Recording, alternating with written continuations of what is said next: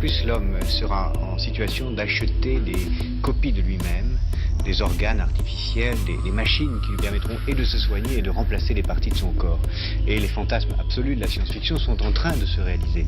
Nous aurons très très bientôt des machines qui permettront à chacun d'entre nous de surveiller sa tension artérielle, sa tension cardiaque, son état d'esprit, son niveau d'équilibre mental, sans aller demain, mais certainement après-demain, jusqu'à des remplacements du corps lui-même, pancréas artificiel, prothèses de toute nature, organes artificiels de toute nature, qui sont en voie de se constituer et qui font de l'homme une sorte d'objet de consommation pour l'homme lui-même, comme l'est aujourd'hui l'automobile ou la télévision. L'homme achètera l'homme lui-même, l'homme sera en situation de surveiller lui-même en permanence pour créer une sorte d'humanité absolue, où la mort aura complètement changé de sens, où la vie aura changé de sens, et où l'homme sera de plus en plus normalisé comme une machine.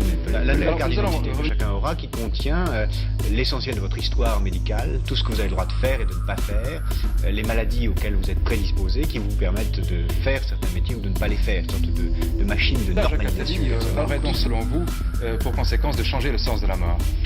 La mort est complètement liée à la société et à la façon dont la société pense la vie et la santé.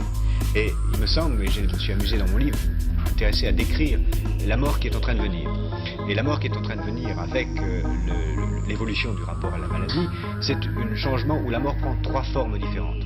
D'abord, il y a la première forme de mort, c'est ce que j'appelle la mort mineure, c'est la mort du corps lui-même, celui tel dans lequel nous vivons, le phénotype, comme disent les généticiens. Oui. Ensuite, puisqu'on aura, et qu'on est en voie d'inventer le clonage, c'est-à-dire la possibilité de reproduire l'homme, on sait le faire déjà pour la grenouille et la souris, à l'identique, la deuxième possibilité de vivre, ce sera de vivre dans des copies de lui-même.